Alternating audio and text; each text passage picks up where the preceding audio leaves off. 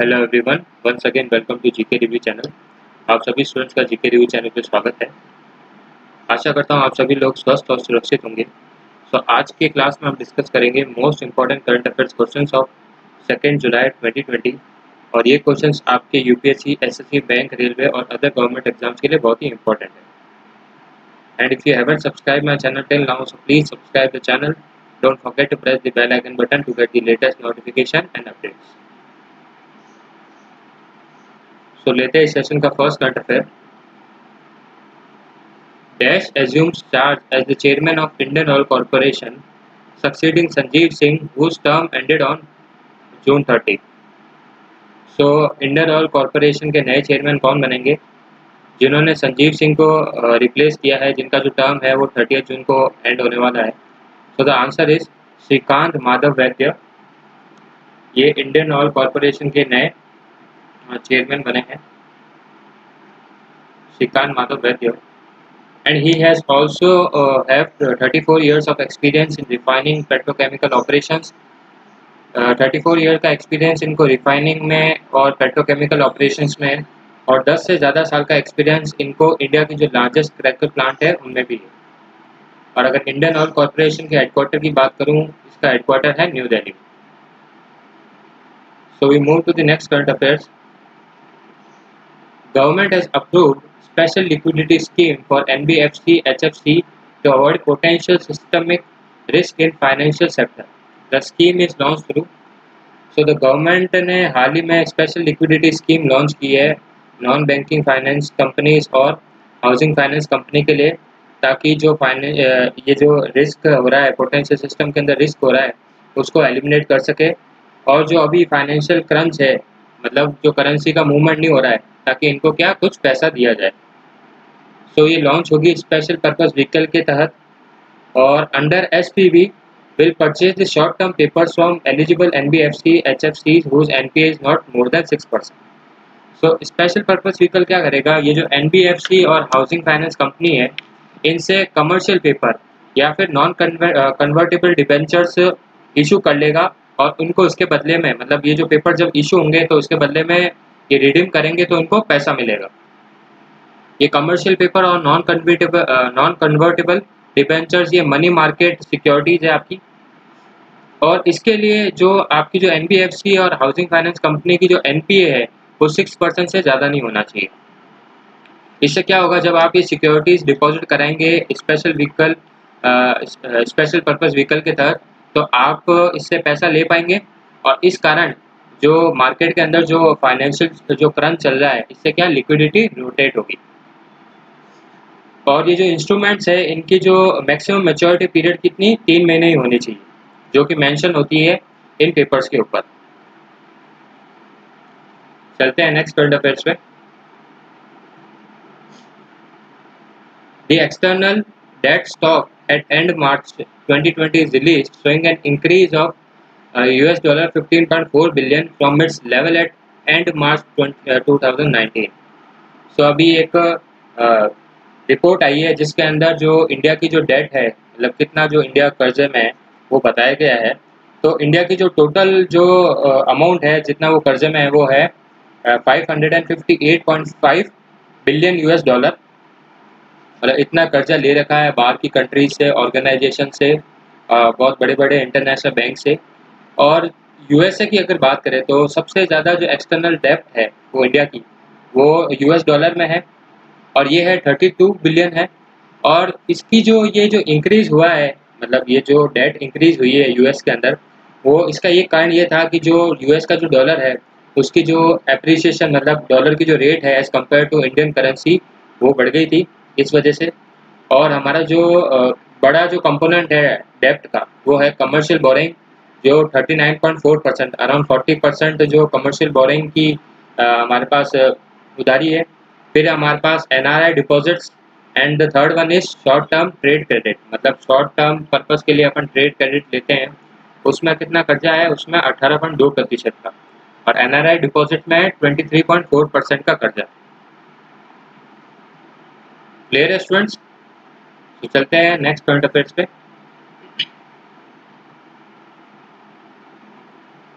Goa government has allocated over 14,380 square meter of land at Vernal Industries Estate to Konkan Maritime Cluster for setting up its common facility center. समझते क्या कह रहा है? हाल ही में अभी गोवा की गवर्नमेंट ने 14,380 स्क्वायर मीटर की जो लैंड है वो कॉनकन मैरीटाइम क्लस्टर को दी है, ताकि कॉनकन मैरीटाइम क्लस्टर उस लैंड को यूज़ करके मैन्युफैक्चरिंग और प्रोडक्शन जो यूनिट है उसको सेटअप कर सके। कॉनकन मैरीटाइम क्लस्टर क्या है कि आपके जो इस कॉनकन पोर्ट के ऊपर जो भी मैरीटाइम ऑपरेशंस होते हैं, मतलब जो भी ट्रांजैक्शन ऑपरेशंस होते हैं, ट्रेडिंग होती है, वो सारा जो इक्विपमेंट, सारी जो चीज़ें उस क्लस्टर में पाई जाती है। और कॉनकन मैरीटाइम क्लस्टर ये जो लैंड है इसको मैन्युफैक्चरिंग और प्रोडक्शन यूनिट में कन्वर्ट करेगी, वहाँ पे सेटअप करेगी। क्लियर है? So world-class common facility for manufacturing, design and other allied services for the shipbuilding industry is to be provided. जो भी शिप बिल्डिंग इंडस्ट्री है उसको कैसे अपन आगे ले जाएंगे, सो इसके अंदर जो भी इंफ्रास्ट्रक्चर या मैन्युफैक्चरिंग या प्रोडक्शन सेटअप होगा वो सब इस लैंड के ऊपर होगा। और इसके अंदर जो गोवा गवर्नमेंट की जो कॉस्ट है वो 10% है, बाकी जो परसेंटेज की जो कॉस्ट है वो ministry of shipping and ministry of MSME provide कराएगी। क्लियर है गाइस? चलते हैं नेक्स्ट करंट अफेयर्स पे। Ministry of Finance launched a data showing that private and public sector banks have sanctioned over rupees 1 lakh crore loans under ECLGS for the MSME sector till June. What is the full form of ECLGS? So Ministry of Finance ने अभी हाल ही में बताया है, एक data इन्होंने show किया है जिसके अंदर ये देखा गया था कि प्राइवेट और पब्लिक सेक्टर बैंक है वो करीब 1 लाख करोड़ का जो फंड है वो MSME सेक्टर को प्रोवाइड करेंगे, ताकि MSME सेक्टर ग्रोथ कर सके इस पेंडेमिक वाली सिचुएशन के अंदर। सो आपसे पूछा गया ये क्वेश्चन है कि ECLGS का फुल फॉर्म क्या है? इसका फुल फॉर्म है emergency credit line guarantee scheme. So the full form is emergency credit line guarantee scheme. और इसके जो टॉप लेंडर्स है, टॉप लेंडिंग बैंक्स है वो है SBI, bank of Baroda, Punjab national bank, Canara bank and HDFC bank.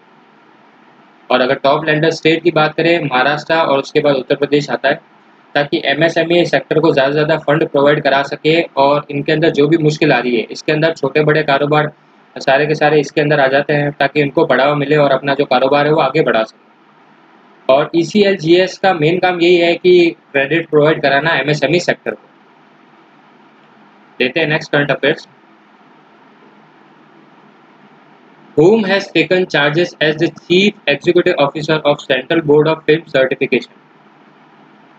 So हाल ही में Central Board of Film Certification के CEO को मतलब किसको अपॉइंट किया गया है as a CEO of CBFC। So ये 1999 के Indian Railway Store Service officer है, इनका नाम है रविंदर भाकर। और CBFC आपको पता ही है कि फिल्म सर्टिफिकेशन बॉडी है, किसी भी फिल्म को सर्टिफाइड करना, अडल्ट है या क्या है, अंडर 18 है, A ग्रेड फिल्म है, B ग्रेड, C ग्रेड है, कौन से सीन्स कट्स होने चाहिए, कौन से इंटिमिडेटिंग है या फिर वल्गर है, ये सब डिसाइड CBFC करती है। और चेयरपर्सन ऑफ CBFC है प्रसून जोशी। क्लियर है स्टूडेंट्स? चलते हैं next current affairs. Health minister Harshvardhan has released good clinical practice guidelines handbook and prospectus for fellowship program for international students of National Board of Examination in Delhi। So health minister Harshvardhan इन्होंने दो चीज़ें launch की है, एक तो handbook launch की है, ये जो हैंडबुक है ये गुड क्लिनिकल प्रैक्टिस गाइडलाइंस के ऊपर है। और दूसरी चीज़ ये है कि जो भी इंटरनेशनल स्टूडेंट्स है जो MD और MS लेवल की जो डिग्री पाना चाहते हैं वो कॉमन फेलोशिप एंट्रेंस टेस्ट को क्लियर करने के बाद ये डिग्री ले पाएंगे। और जो हैंडबुक है, हैंडबुक आपके ये जो principle of ethical and professional conduct for medical profession at all diplomats of national board residents, मतलब जो भी मेडिकल प्रोफेशंस है, मतलब प्रोफेशनल्स है या मेडिकल ऑफिसर्स है, उनको जो प्रिंसिपल ऑफ एथिक्स समझाना, ह्यूमैनिटी में डिस्कस करना, क्योंकि बहुत सारी ऐसी चीज़ें होती है जैसे उनको पेशेंट से डील करना है, डिफरेंट टाइप्स के पेशेंट्स होते हैं, डिफरेंट मेंटालिटी के होते हैं, उनको कैसे हैंडल करना, कैसे कामली उनका जो ऑपरेशन है वो करना, तो ये सब इस कंडक्ट में उनको समझाएंगे और गाइडलाइंस दी गई। चलते हैं नेक्स्ट करंट अफेयर्स पे। MSME minister developed Udyam registration portal has become operational to facilitate new process for MSME registration. So MSME minister ने एक पोर्टल डेवलप किया जिसका नाम है उद्यम रजिस्ट्रेशन पोर्टल, जिसके अंदर MSME कंपनीज इसके अंदर रजिस्ट्रेशन कर पाएगी। क्लियर है? ताकि इनका जो ट्रांजैक्शन जो कॉस्ट है वो रिड्यूस हो सके, टाइम और कॉस्ट ये सब भी क्या रिड्यूस हो सके और ईज ऑफ डूइंग बिजनेस को बढ़ावा मिल सके। The portal is fully online, free of cost, paperless, based on self declaration without the need of document proof. इसके अंदर डॉक्यूमेंट प्रूफ भी नहीं चाहिए, बस आपका क्या चाहिए, रजिस्ट्रेशन के लिए Aadhaar number will be required, after which registration certificate will be provided that needs no renewal. और उसको जो रजिस्ट्रेशन सर्टिफिकेट प्रोवाइड होगा उसको रिन्यूअल भी कराना ज़रूरी नहीं है। ये MSME के लिए एक प्लस पॉइंट है कि इधर उधर आपको जाना नहीं पड़ेगा, आप ऑनलाइन ही रजिस्टर कर सकते हैं अपनी कंपनीज का। और अगर MSME के मिनिस्टर की बात करें, MSME के मिनिस्टर है नितिन गडकरी, और ये एक डिपार्टमेंट नहीं संभालते, और भी डिपार्टमेंट संभालते हैं। और आशा करता हूँ आपको पता होगा, अगर पता है तो please mention in the comment section कि नितिन गडकरी के पास और कौन कौन से डिपार्टमेंट्स हैं।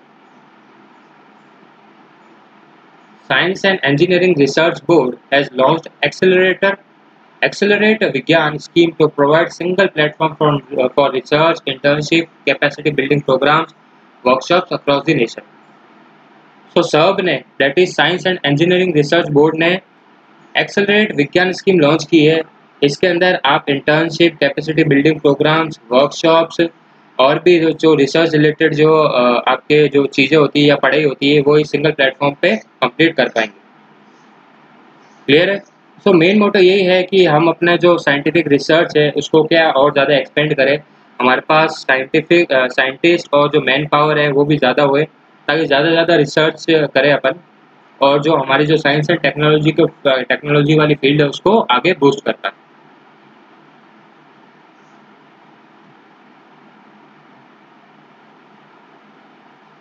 Next current affairs we have, who has been appointed as the director of Power Finance Corporation?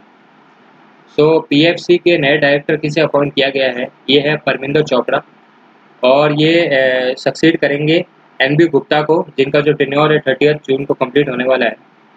So PFC भी एक लीडिंग NBFC है, और जो परमिंदर चोपड़ा है वो पहले एग्जीक्यूटिव डायरेक्टर थे PFC के, now she is appointed as director of Power Finance Corporation, Parminder Chopra.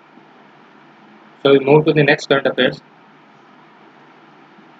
Kerala has announced Dream Kerala project for rehabilitation of the Keralites who are returning from abroad, boosting overall state's development. It aims the rehabilitation of returnees using their skill and knowledge, reviving the state. So Kerala ने अभी एक project launch किया है जिसका नाम है dream Kerala project. इसके अंदर क्या होगा कि जैसे जो केरला के जो पर्सन्स है जो दूसरी कंट्रीज़ में काम कर रहे थे, जैसे अमेरिका, USA, सॉरी एक ही बात है, USA, UK और कनाडा, इन सब में अगर वो काम कर रहे थे, तो अब आपको पता है कि USA के अंदर ये हुआ था कि उन्होंने H1B वीज़ा पे रोक लगा दी, तो कई जो हमारे पर्सन्स काम कर रहे थे उनको वापस इंडिया में लौटना पड़ा। तो बहुत दिक्कतों का सामना करना पड़ रहा है, ताकि उन्हें जॉब नहीं मिल पा रही है, अप्रोप्रिएट जॉब नहीं मिल पा रही है। सो इस सब को देखते हुए उन्होंने एक प्रोजेक्ट लॉन्च किया जिसका नाम है ड्रीम केरला प्रोजेक्ट। इसके तहत जो भी पर्सन है वो अपनी स्किल के हिसाब से जो अप्रोप्रिएट कंपनी में एम्प्लॉयमेंट ले सकता है, ताकि केरला को वापस अपन जो भी केरला आपको पता है कि स्टडी के मामले में नंबर 1 पे आता है, तो उसको वापस रिवाइव कर सके। क्लियर है? Ideas and suggestion from public will be invited through the project, और जो भी पब्लिक के जो आइडियाज़ है, सजेशंस है, उनको भी कंसिडर किया जाएगा इस प्रोजेक्ट। तो thank you for watching my session, और आपको करंट अफेयर्स अच्छे लगे हैं तो please like the video and share the video among friends, relatives और जिसके भी साथ आप स्टडी करते हैं, और बेल आइकन बटन दबाना ना भूलें ताकि लेटेस्ट नोटिफिकेशन और अपडेट सबसे पहले आप तक पहुँचे। तो thank you all of you and have a nice day.